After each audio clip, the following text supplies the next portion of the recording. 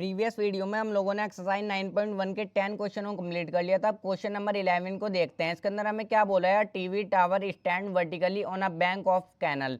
Bank of canal बोलते हैं हम नहर के किनारे को, कैनल बोलते हैं हम नहर को, और बैंक मीन्स होता है किनारा। तो देखते हैं क्वेश्चन नंबर 11 में हमें क्या बोला गया है। एक टीवी टावर है जो नहर के किनारे वर्टिकली खड़ा हुआ है। अब इस क्वेश्चन में हमें डायग्राम गिवन है, तो डायग्राम की मदद से क्वेश्चन को समझते हैं। देखो यहाँ पर ये जो बीसी है ये हमारी नहर है। इस नहर के किनारे पर जो है ये टावर खड़ा हुआ है। ये जो ए बी है ये हमारा टावर है।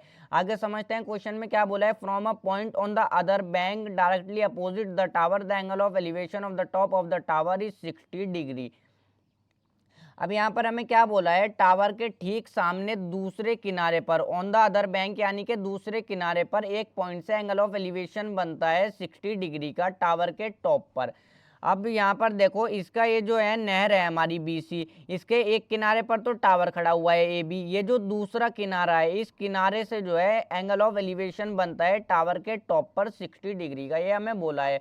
आगे हमें क्या बोला गया है, from another point 20 metre away from this point on the line joining this point to the foot of the tower the angle of elevation of the top of the tower is 30 degree.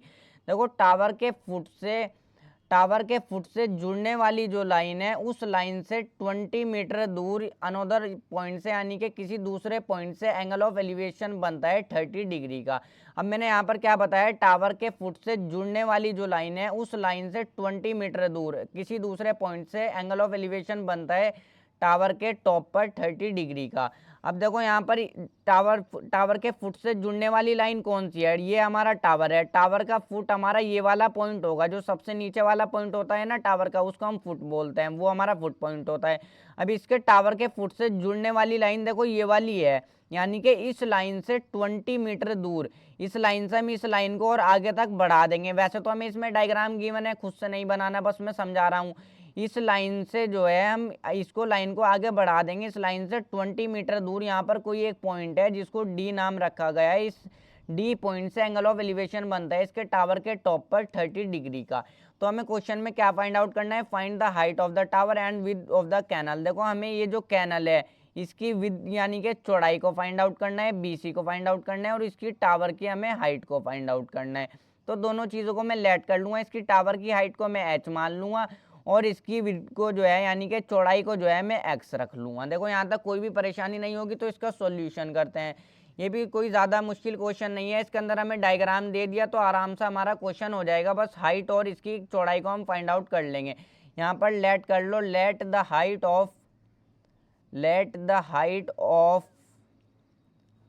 Height of tower को हमने देखो क्या मान लिया, हमने जो है इसको तो एच मान लिया, एच मीटर रख लो यहाँ पर। और इसको हमने क्या मान लिया, द विड्थ ऑफ कैनल। इसकी चौड़ाई को देखो हमने क्या मान लिया, इसको जो है हमने x मीटर मान लिया, इसको जो है यहाँ पर हमने x मान लिया। तो देखो अब इसको जो है बिल्कुल आराम से क्वेश्चन को करेंगे। एक बार ट्राइंगल ले लूँगा A B C, in triangle A B C triangle में मैं परपेंडिकुलर, अब ये देखो ये टावर है एकदम स्ट्रेट होता है, 90 डिग्री का एंगल फॉर्म करता है। एक साइड में परपेंडिकुलर ले लूँगा, एक साइड में बेस ले लूँगा। दोनों साइड मैंने यहाँ पर लेट कर ली। परपेंडिकुलर हमारी एच है और बेस हमारी कितनी है, देखो एक्स है, मैंने एक्स लेट कर लिया। इसको मैंने ट्राइंगल लिया है ए बी सी। अब ट्राइंगल ए बी सी में हमारा एंगल ऑफ एलिवेशन बनता है 60 डिग्री का। अब देखो सबसे पहले तो परपेंडिकुलर अपॉन बेस हमारा होता है tan थीटा का। अब यहाँ पर एंगल ऑफ एलिवेशन इसमें 60 डिग्री का बनता है, तो थीटा की जगह पर हम 60 डिग्री रख देंगे। तो बस आराम से इस क्वेश्चन को कर लेंगे। h अपॉन में x एज इट इज रखो। tan 60 की वैल्यू हमारी क्या होती है, √3 होती है। अब देखो यहाँ पर जो है इसी पे आप जो है इसी के नीचे कर लेना, मैं यहाँ पर बराबर में कर रहा हूँ। क्रॉस मल्टीप्लाई हो जाएगी, h की मल्टीप्लाई 1 में होगी तो हमारा h आ जाएगा, इज इक्वल टू √3 की मल्टीप्लाई करेंगे x में तो हमारा जो है √3, यहाँ पर ऐसे वाला ब्रैकेट लगा लेना, √3x हमारा आ जाएगा।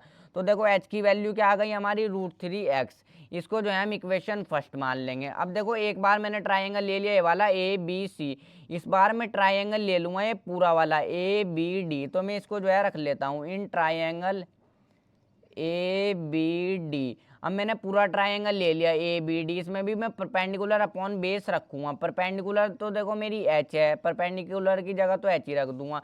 अब मेरी इस बार जो है ये मैंने ट्राइंगल लिया है ए बी डी, तो इसमें जो है हमारी ये बेस पूरी होगी, यानी कि जब मैं इसको और इसको ऐड करूँगा तब हमारी बेस बनेगी। तो मैं x प्लस में 20 दोनों को ऐड करके लिखूँगा यहाँ पर x प्लस में 20। अब देखो 20 प्लस में x लिख लो या x प्लस में 20, इससे कोई भी फर्क नहीं पड़ता, आंसर हमारा सेम ही आएगा।